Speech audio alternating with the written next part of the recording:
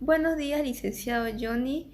Soy su estudiante Ivana Leminka López Sanabria de la Escuela Superior Enrique Finot de la especialidad de Física y Química del segundo año.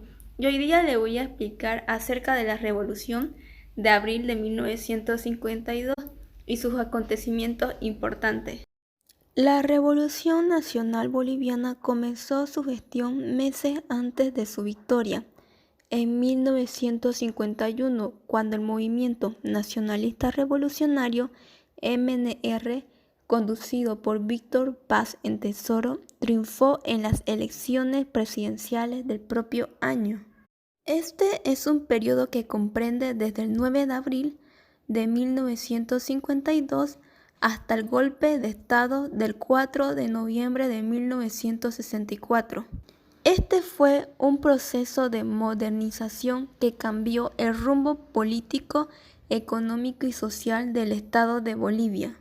Dentro de las transformaciones más fundamentales de esta revolución nacional podemos encontrar la distribución de tierras a través de una reforma agraria que logró acabar con el régimen terrateniente imperante en el occidente del país.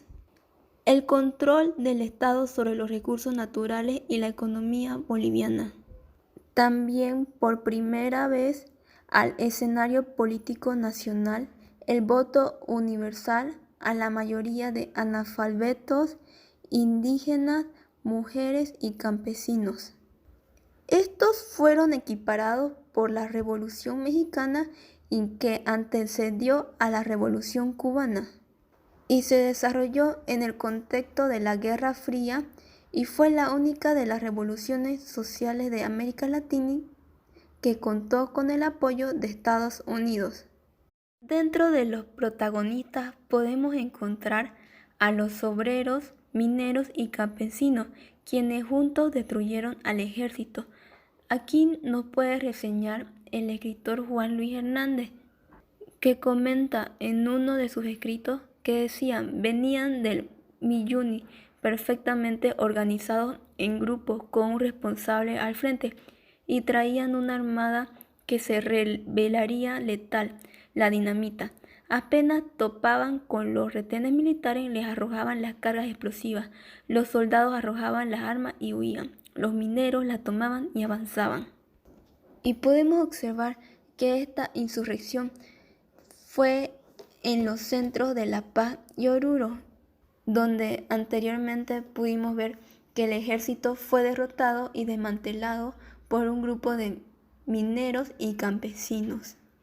En esta revolución hubo más de 500 personas que murieron en el enfrentamiento, ya que éstas abrirían el camino para la instauración de un gobierno provisional, cuyo mando estaría conformado por el dirigente del Movimiento Nacional Revolucionario, Hernán Siles Suazo, y el líder sindical más importante de ese momento, el minero Juan Lechín Oquendo.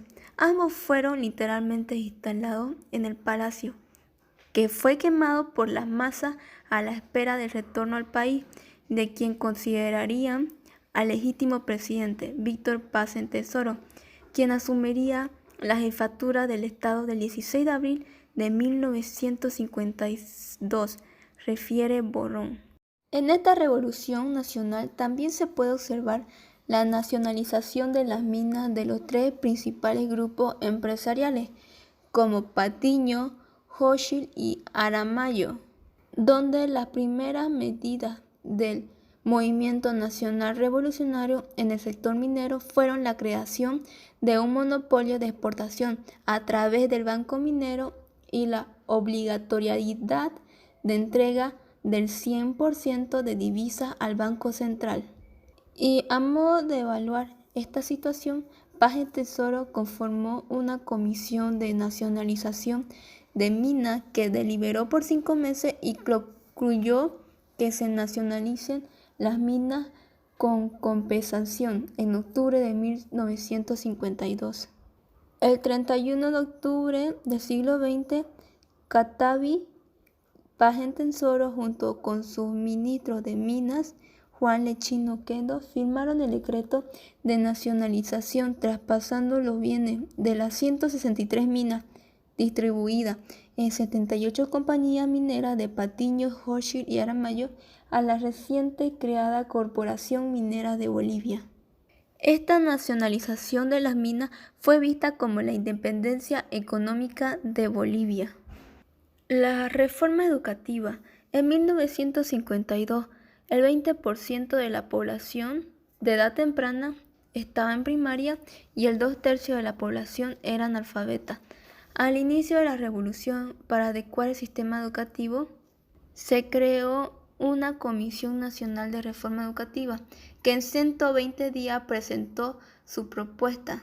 Ante esta demanda, el magisterio en 1955 promulgó el Código de la Educación Boliviana. Este lo dividió en un ámbito urbano a cargo del ministro de Educación y la otra educación rural, a cargo del reciente creado Ministerio de Asuntos Campesinos. El código buscaba entender la educación a las mayorías y reorientar la educación hacia una educación técnica. Esta también planteaba la importancia de castellanizar al indio y, en su afán, modernizarlo y convertirlo en campesino. Esta revolución, como dijimos anteriormente, recibió ayuda de Estados Unidos, a diferencia de la Revolución Mexicana. Esta paradójicamente contó con el apoyo de Estados Unidos, ya que Bolivia acordó indemnizar a Patiño, Hochschild y Aramayo por la nacionalización de la mina, y el gobierno estadounidense se convenció que el movimiento nacional revolucionario no era comunista sino nacionalista. La ayuda así de Estados Unidos se incrementó, donde primeramente llegó alimentos, y esto fue la clave para sobrellevar la escasez de alimentos, producto de la desorganización de los primeros efectos de la reforma agraria. Y por último, podemos observar que su derrota de este movimiento fue el 4 de noviembre de 1964. Esta revolución fue derrotada con el golpe de estado de René Barrientos Ortuño, un siniestro personaje que como presidente de Bolivia orquestaría junto con la CIA y el Pentágono la cacería y posteriormente asesinato de Che en Bolivia.